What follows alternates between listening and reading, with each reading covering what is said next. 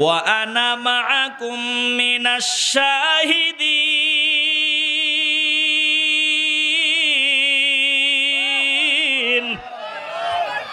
আমি আল্লাহ তোদের সাথে সাক্ষী রইলাম। তাইলে মিলাদুন নবীর আলোচনা আল্লাহ নিজে করলেন, এরপরে নবী নিজে নিজের মিলাদের আলোচনা করলেন। একটু ভালো করে খেয়াল করবেন, ইবাদতের মাধ্যমে নবী নিজের মিলাদ উদযাপন করেছেন। আল্লাহ নবীর নিয়ম সব সময় প্রতিনিয়ত সোমবার আল্লাহ নবী রোজা রাখতেন, সোমবারে নবী রোজা রাখেন। আল্লাহ নবীরে জিজ্ঞাসা করা হয় আন সাওমি ইয়াউমিল ইসনাইন, সুইলা আন সাওমিল ইসনাইন। আল্লাহ নবীর সোমবারের রোজা সম্পর্কে প্রশ্ন করা হয়, ইয়া রাসূলুল্লাহ আপনি সোমবার রোজা রাখেন কেন? আল্লাহ নবী জবাব দিল, ফাকালা ফিহি ওয়ালিদতু ওয়া ফিহি উনজিলা আলাইয়া। সহিহ মুসলিমে হাদিস। এই দুইটা কারণে আমি সোমবার রোজা রাখি। এক, আল্লাহ আমাকে এই দিনে জমিনে পাঠাইছেন। দুই, আল্লাহ এই দিনে আমারে কিতাব দিয়েছেন। এই জন্য ইবাদতের মাধ্যমে আমি মিলাদ উদযাপন করি, আর কোরআন দিছেন এটা উদযাপন করি। জোরে কোন আল্লাহু আকবার। কুবাস ইবনে হুসাইম রাদিয়াল্লাহু তাআলা আনহু, কুবাস ইবনে আশিয়াম রাদিয়াল্লাহু তাআলা আনহু তিনি বলেন, উলিদতু আনা রাসূলুল্লাহি সাল্লাল্লাহু আলাইহি ওয়াসাল্লাম। আল্লাহর নবী রাহমাতুল লিল আলামিন আর আমি আমাল ফিল হস্তির বছর জন্মগ্রহণ করেছি।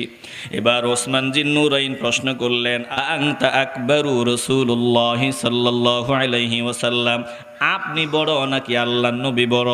এবার তিনি বললেন, আকবারু মিন্নি। আরে কি প্রশ্ন করো, আমার থেকে নবী অনেক বড়, অনেক বড়, অনেক বড়। তবে মিলাদের সিরিয়ালের দিক থেকে ওয়া আনা আকদামু মিনহু ফিল মিলাদ, মিলাদের সিরিয়ালের দিক থেকে আমি আগে, এমনি সব দিক থেকে আমার নবী বড়। জোরে কোন আল্লাহু আকবার। এ বাবা, সামান্য সময় অনুরোধ করি রে বাবা, একটু দিলটা নরম করিয়া দাও। আল্লাহর নবী রাহমাতুল লিল আলামিনের মিলাদের আলোচনা সরাসরি করেছেন আমার আল্লাহ। মিলাদের ইবাদতের মাধ্যমে মিলাদ উদযাপন করেছেন আমার নবী। সাহাবায়ে কেরামও মিলাদ উদযাপন করতেন, মিলাদের বয়ান করতেন, মিলাদের আলোচনা করতেন। এবার আসুন, মিলাদুন নবীতে যদি কোনো বান্দা খুশি হয়, মিলাদুন নবীতে যদি কোনো বান্দা পকেট থেকে খরচ করে, মিলাদুন নবীতে খুশি হইয়া যদি কোনো বান্দা মানুষকে খাওয়ানোর ব্যবস্থা করে, বলে মিলাদে খুশি হইয়া যে যেভাবে দান সদকা করবে, আর ফায়দা কি? কসম আল্লাহর, কাফারা আমার দিতে হবে না, আমার দিলের ইয়াকিন। যদি খাঁটি ঈমান নিয়া মিলাদে খুশি হইয়া খরচ করা যায়, আমার আল্লাহর বদৌলতে মাফ করে জান্নাত দান করে দিবে। একটু হৃদয় দিয়ে উপলব্ধি করে নেন। এই যে সহিহ বুখারীর মধ্যে হাদিস, আল্লাহর নবী রাহমাতুল লিল আলামিন আল্লাহর হাবিবের মিলাদকে উদযাপন করলে আমার আল্লাহর পক্ষ থেকে কি প্রতিদান পাওয়া যায়? বলে আল্লাহর নবী রাহমাতুল লিল আলামিনের একজন দুশমন, নবীর দুশমন ছিলেন। আমার নবীর বিরোধিতা করতেন, নবীরে কষ্ট দিতেন। না বুঝিয়া খুশি হইছেন, না বুঝে খুশি হইছেন যে মুহাম্মদ সাল্লাল্লাহু আলাইহি ওয়াসাল্লামের জন্ম হয়েছে, আগমন হয়েছে। সংবাদটা পাইয়া না বুঝে খুশি হইছেন, আর ইয়াতিম সন্তান, বাবা নাই। এজন্য সুয়াইবিয়া যখন সংবাদটা নিয়ে আসছে, বলছে যা আমি খুশির ঠেলায় তোরে আজাদ করে দিলাম, মুক্ত করে দিলাম। তখন বুঝতে পারে নাই, না বুঝে খুশি হয়েছে। আবু লাহাবের ব্যাপারে হাদিস, বুখারীর হাদিস।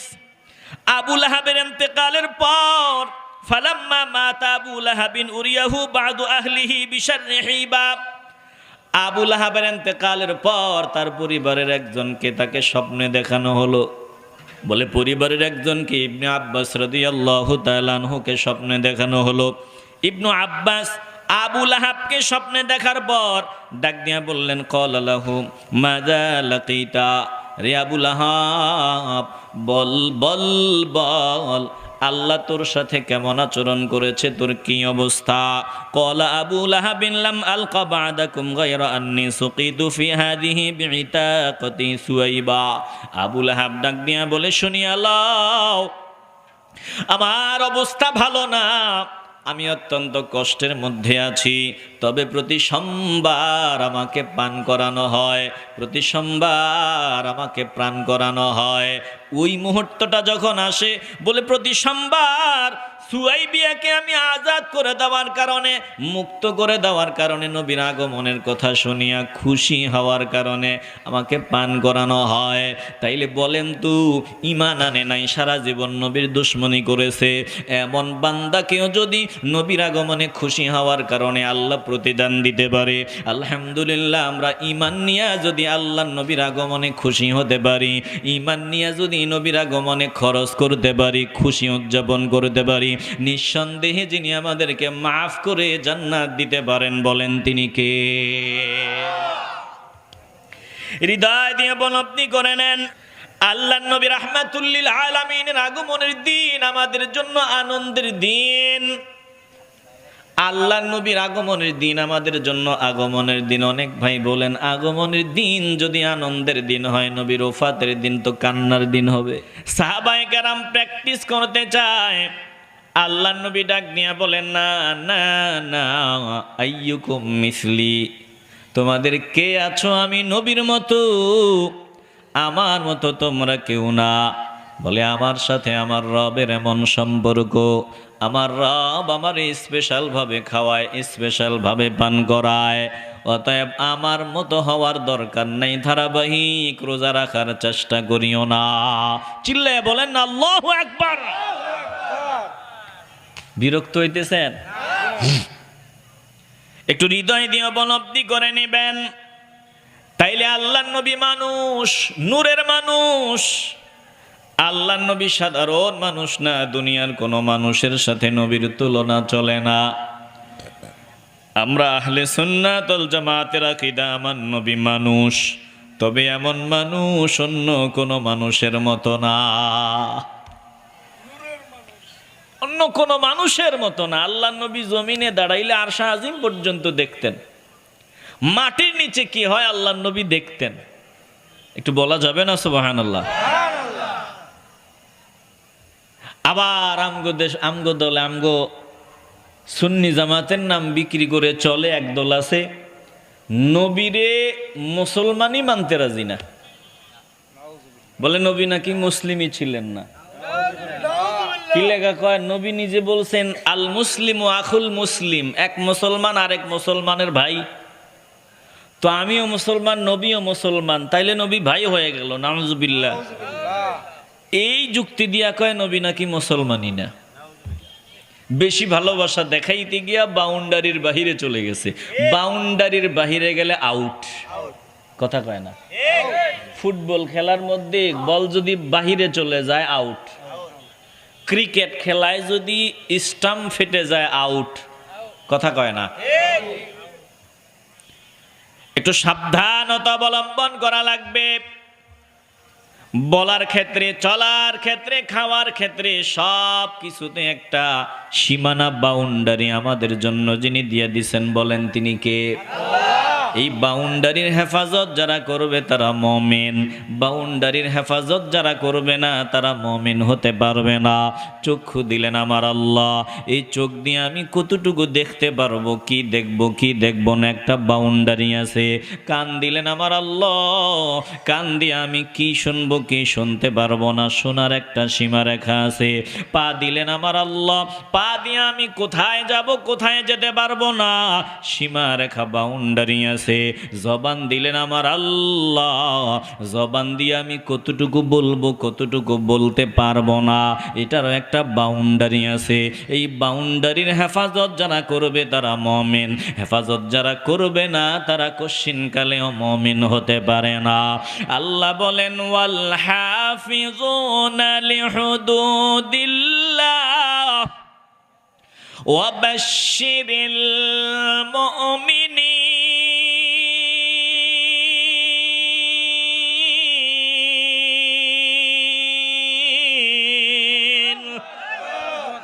সব কিছুতে একটা সীমানা আছে, একটা বাউন্ডারি আছে। আল্লাহ বলেন এটার হেফাজত যারা করবে তারা মুমিন। এই মুমিনদেরকে জান্নাতের সুসংবাদ শোনায়া দেন। তাইলে সুন্নি জামাতের নাম বিক্রি করিয়া যারা অতিরিক্ত ভালোবাসা দেখাইতে গিয়ে বলে আমার নবী মুসলমানই ছিলেন না, তাদের সাথে আমাদের কোনো সম্পর্ক নাই, জোরে কোন ঠিক কিনা? নবীজি বলছেন আমি মুসলিম। এখন প্রশ্ন হলো, নবীও মুসলিম, আবার আপনাদের এই কুতুবনগর দরবারের পীর সাহেব তিনিও মুসলিম, নবীও মুসলিম, কুতুবনগর দরবারের পীর সাহেবও মুসলিম, আবার কুতুবনগর দরবারের পীর সাহেবও মুসলিম, আপনিও মুসলিম। ব্যবধান পার্থক্য আছে না নাই? আসতে বলবেন কেন? আছে না নাই? কমন সেন্স যার নাই সে আবার বক্তা হওয়ার যোগ্যতা রাখে কোত্থেকে? একটু দিল দিয়ে অনুধাবন করেন, ভণ্ডামি নোংরামির সাথে আমাদের কোনো সম্পর্ক নাই। সাবধান, মিলাদুন নবী উদযাপন করা ইবাদত, ইবাদতের মাধ্যমে মিলাদুন নবী উদযাপন করা ইবাদত। কিন্তু এখন যদি আপনি ইবাদতের নামে 10 তলা কেক বানাইয়া মোমবাতি জ্বালাইয়া এরপরে কেসি একটা নিয়া ওটা কাটেন আর নারী পুরুষ মিলিয়া হ্যাপি বার্থডে রাসূলুল্লাহ বলে হাতে তালি দেন, তাইলে সীমানার বাহিরে চলে গেলেন, সওয়াব হয় নাই, উল্টা গুনার বস্তা কাঁদে। কথা কয় না? কেন সীমানার বাহিরে গেলেন? আপনি খাইবেন, সব খাইতে পারবেন না, কি খাবেন আর কি খাবেন না ওটার একটা সীমানা আছে না নাই? সুন্নি জামাতের নাম নিয়া ভণ্ডামি আমগো দেশে বহুত আছে। আরে ভণ্ডদের দিকে তাকায় কয় সব সুন্নিরা নাকি এরকম? না না, সাবধান, সাবধানতা অবলম্বন করতে হবে। সুন্নি জামাত, আহলে সুন্নাত ওয়াল জামাত হক, এটাই জান্নাতি দল। এটাকে কলঙ্কিত করার জন্য একদল ভণ্ড তো অতীতেও ছিল, এখনো আছে। কথা কন না কেন? গাঞ্জার ওয়াজ করে, গাঞ্জার ওয়াজ। বক্তা সুন্নি জামাতের সাইনবোর্ড লাগায়া গাঁজার ওয়াজ করে। গাঞ্জা আল্লাহ কেন বানাইছে? যদি গাঞ্জা খাওয়া যদি গুনাহ হয়, আল্লাহ কেন বানাইছে? এমন ওয়াজ যেটা 14 গোষ্ঠী জীবনেও শুনে নাই। আম্মা জান খাতুনে জান্নাত ফাতেমা, খাতুনে জান্নাত ফাতেমা রাদিয়াল্লাহু তাআলা আনহা, আল্লাহর নবীর কলিজার টুকরা, হাসান হুসাইনের আম্মা, জান্নাতের নারীদের সরদার, সরদারনি খাতুনে জান্নাত ফাতেমা রাদিয়াল্লাহু তাআলা আনহার নামে উদ্ভট বানোয়াট কিচ্ছা কাহিনী ওয়াজের ময়দানে কয় গাঞ্জার ওয়াজ করতেছে। গাঞ্জার ওয়াজ একটু চিল্লায় বলবে না নাউজুবিল্লাহ? গাজার সাথে তিনার সম্পৃক্ততার ওয়াজ করতেছে, আবার বলতেছে এটা আল্লাহ বানাইলো কেন যদি খাওয়া না যায়? বেকুব কোথাকার! আল্লাহ সবকিছু সবার জন্য বানায় নাই। গরু হিসাবে আল্লাহ গরুর জন্য এক ধরনের রিজিক বানাইছে, এটা খাবে গরু। কুত্তা হিসাবে আল্লাহ কুত্তার বাচ্চার জন্য এক ধরনের রিজিক দিয়েছে, এটা কুত্তার বাচ্চা খাবে। কথা কয় না? আর মানুষ হিসাবে মানুষের রিজিক আল্লাহ দিয়েছেন যেটা মানুষ খাবে। এখন কুত্তা যেটা খায় না, তুই যদি ওইটা খাও, তোর মতো নিকৃষ্ট হায়ওয়ান আর কেউ হতে পারে না। আপনারা কি বিরক্ত হইতেছেন? কষ্ট লাগে, নিচে নামাইতে নামাইতে আমাদের কত নিচে নামাইতেছে। সব আল্লাহ সবার জন্য বানায় নাই। দুনিয়াতে আল্লাহর অনেক সৃষ্টি আছে, এক এক সৃষ্টি এক এক ধরনের খাবার খাবে। এখন মানুষ যদি ওই নিকৃষ্ট খাবারগুলো খায় আর যুক্তি দেয় আল্লাহ বানাইছে কেন যদি খাইতে না পারি, তাইলে বলবো তুমি আর মানুষের কাতারে নাই, এখন তুমি জানোয়ারের চাইতে আরো নিম্ন হয়ে গেছো।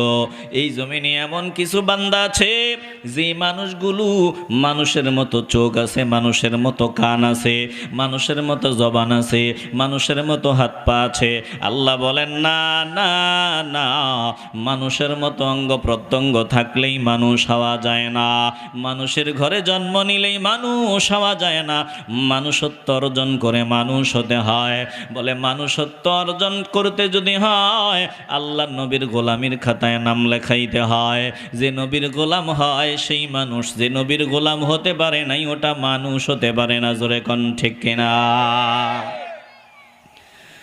আল্লাহ তাআলা বলেন লাহুম কুলুবুন লা ইয়াফকাহুনা বিহা ওয়ালাহুম আ'য়ুনুন লা ইউবসিরুনা বিহা ওয়ালাহুম আযানুন লা ইয়াসমাউনা বিহা উলাইকা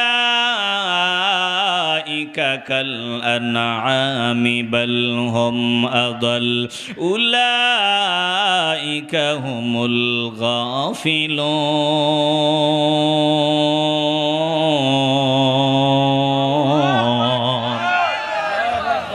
আমি যে বললাম মানুষের ঘরে জন্ম নিলেই মানুষ হওয়া যায় না, মানুষত্ব অর্জন করে মানুষ হতে হয়। আল্লাহ বলেন জমিনে এমন একদল সৃষ্টি আছে যাদের কলব আছে, কলব দিয়া বুঝে না, বোঝার চেষ্টা করে না। যাদের কান আছে কান দিয়া শোনার চেষ্টা করে না, সঠিকটা বুঝে না, শোনে না। যাদেরকে আমি চক্ষু দিলাম ওয়ালাহুম আ'য়ুনুন লা ইউবসিরুনা বিহা, এই চোখ দিয়া সব কিছু দেখলো, সঠিকটা দেখার চেষ্টা করলো না, বুঝার চেষ্টা করলো না। আল্লাহ বলেন এরা চার পাওয়ালা জানোয়ারের মতো, এরা কুকুরের মতো। আল্লাহ বলেন না না না, বরং এরা কুকুরের চাইতে আরো খারাপ, এদের থেকে কুকুর ভালো, এরা কুকুরের চাইতে আরো নিকৃষ্ট। বলেন এমন এক দল আমাদের দেশে আছে না নাই? আসতে বলবেন না, জবান খুলে বলেন আছে না নাই? সাবধান, ভণ্ডামি নোংরামির সাথে আমাদের কোনো সম্পর্ক নাই। আমি যেখান থেকে আপনাদের এতগুলো কথা শোনায় দিলাম, আমার নবী মানুষ, তবে নবী নূরের মানুষ। আল্লাহর নবী আমাদের মতো মানুষ না। আমরাও মুসলমান, নবীও মুসলমান, তুলনা দেওয়ার কোনো সুযোগই নাই। ব্যবধান, পার্থক্য আছে। একটু দিল দিয়ে অনুধাবন করিয়া নেন। আল্লাহর নবীর আগমনের বয়ান আল্লাহ কোরআনে ভুরি ভুরি করেছেন, অনেক জায়গায় করেছেন। দুঃখের সাথে বলতে হয় একদল নেক সুরুত লেবাস লাগাইয়া নবীর আলোচনা খুঁজে পায় না, মিলাদের আলোচনা খুঁজে পায় না। এটা আর কিছুই না, এটা হিংসা ছাড়া আর কিছু হতে পারে না। জোরে কোন ঠিক কিনা? কষ্ট হইতেছে আপনাদের? বিরক্ত হইতেছেন? আলোচনা খুব লম্বা না, আর সামান্য সময়, হয়তো 20 মিনিট কষ্ট দিব, অসুবিধা হবে আপনাদের?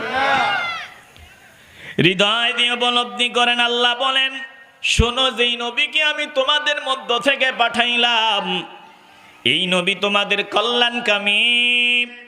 তিনি তোমাদের দুঃখ কষ্ট সহ্য করতে পারেন না। আল্লাহর নবী আমাদের দুঃখ কষ্ট সহ্য করতে পারেন না। নবী আমাদের কল্যাণকামী, আর মুমিনদের জন্য আমার নবী হলেন রাউফুর রহিম। তাইলে এই যে আয়াতটা আপনাদের শোনাইলাম, এই আয়াতটা আমার বাপ দাদারা বানায়া দেয়া যায় নাই, এই কথা আমার আল্লাহর কথা। এই কোরআনের আয়াতের মধ্যে নবীর আগমনের বয়ান তো আল্লাহ করেছেন, পাশাপাশি নবীর পরিচয়ও যিনি দান করেছেন, বলেন তিনি কে?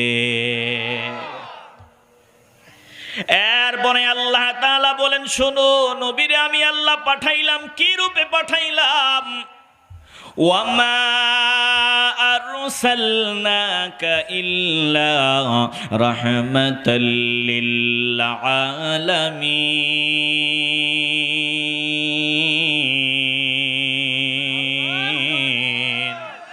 সৈয়দুল কাউনাইন খতমুল মুরসালিন আখিরা মদবুদ ফখরুল আউয়ালিন শুদ ওজুদাশ রাহমাতুল লিল আলামিন মসজিদে ও শুদ হামারো ये জমিন আকে আমদ না ফলক মেরাজ ও अंबिया ও আউলিয়া मुहताजिउ सद हजार रहमते जाफरी बरवए बर आले पाके ताहिरी।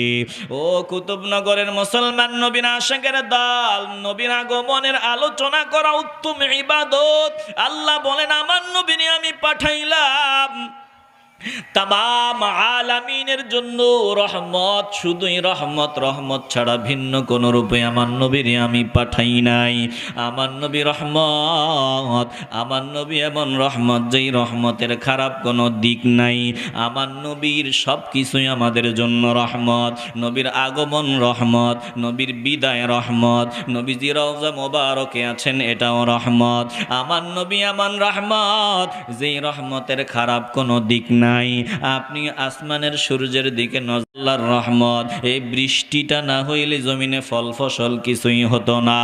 আবার সূর্য আমার আল্লাহর রহমত, সূর্যের আলো জমিনে না আসলে আমরাও বেঁচে থাকতে পারতাম না, ফল ফসল হতো না। বলে সূর্যের আলো যেমন রহমত, এটার আবার খারাপ দিকও পাওয়া যায়। টানা যদি দিনের পর দিন, মাসের পর মাস জমিনে শুধু সূর্যের আলো আল্লাহ দেয়, বৃষ্টি যদি না হয় সূর্যের আলোটাই গজবে পরিণত হয়। আবার বৃষ্টি যদি টানা 2-3 মাস হয়, বৃষ্টিটা গজবে পরিণত হয়। বাতাস আমার আল্লাহর রহমত, এই বাতাসটা যদি টানা, বাতাসটা যদি সিডরের মতো ভয়ঙ্কর তাপ নিয়ে বাতাস প্রবাহিত হয়, ভয়ঙ্কর রূপে যদি বাতাসটা প্রবাহিত হয়, বাতাসটা গজবে পরিণত হয়, তাইলে প্রত্যেকটা রহমতের ভালো দিক পাওয়া যায়, আবার মন্দ দিকও পাওয়া যায়। আমার নবী এমন রহমত যে রহমতের খারাপ কোনো দিক নাই, সব শুধু ভালো আর ভালো। একটা জবানও বন্ধ রাখা যাবে না। দিলটা যদি পরিষ্কার হয়, ইমানের আওয়াজ দিয়ে বলবেন আমরা এই রহমতের নবীর পাগল হতে চাই কি চাই না।